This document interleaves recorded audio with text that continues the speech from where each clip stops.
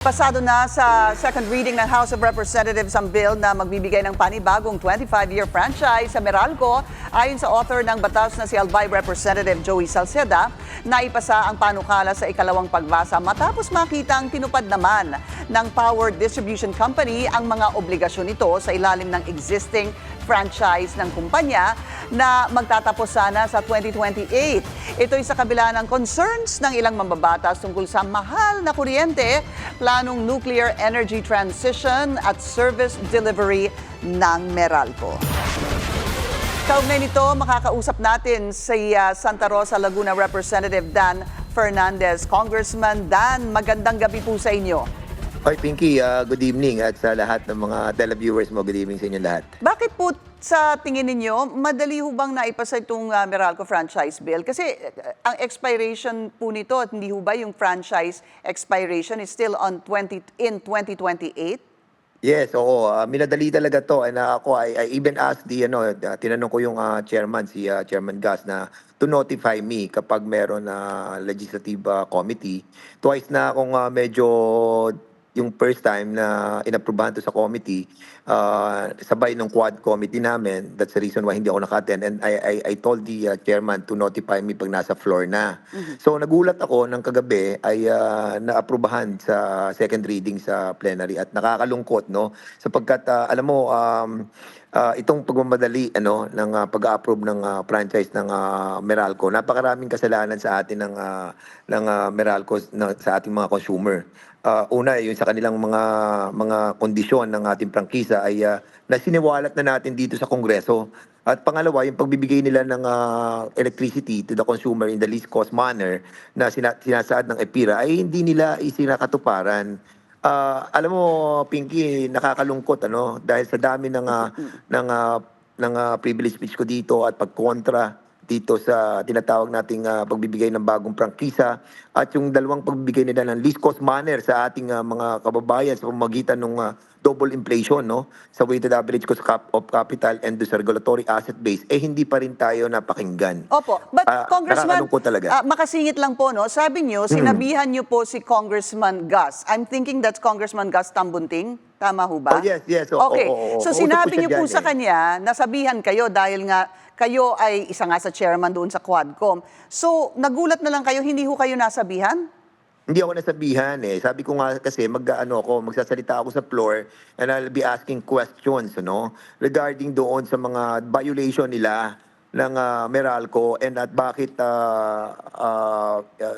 para atang minamadali natin itong pag-aaproba ng prangkisa ng Meralco samantalang ang dami ko pang issue that I wanted to be Bakit ho hindi kayo nabigyan ng pagkakataon, Congressman Dan?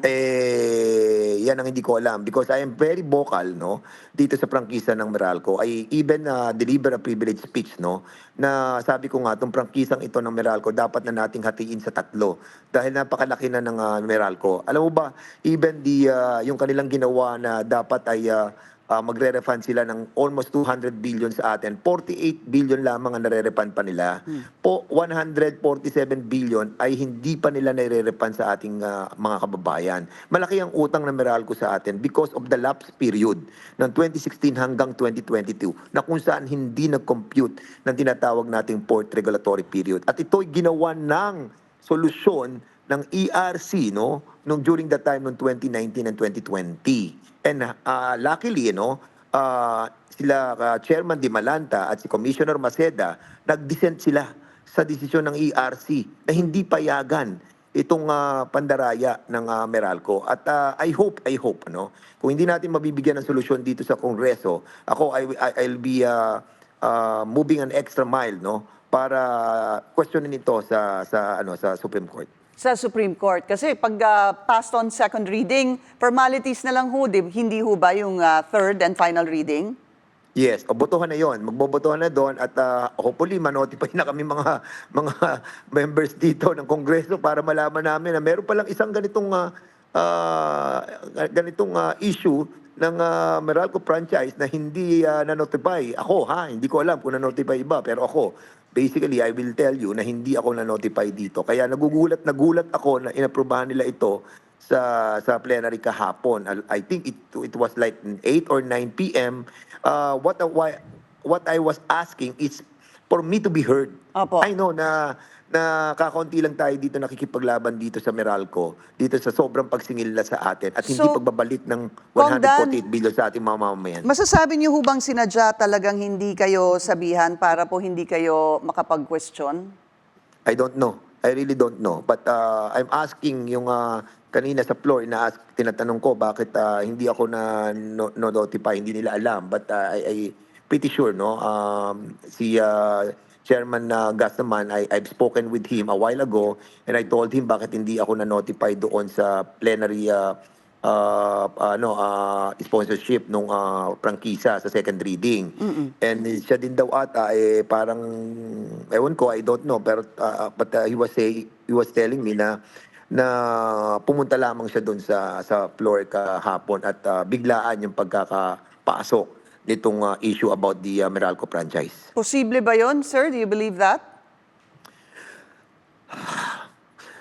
Ewan ko, Pinky, pero itong Meralco franchise na pag-approve nila ay sa akin pananaw ay hindi nararapat. At there is a right time for all of this, not during the budget deliberation, wherein we are busy discussing the budget and suddenly this issue of Meralco franchise being approved in the plenary was approved on second reading. I was really disappointed. Maraming salamat po sa inyong oras, Santa Rosa Representative Dan Fernandez. Thank you, sir.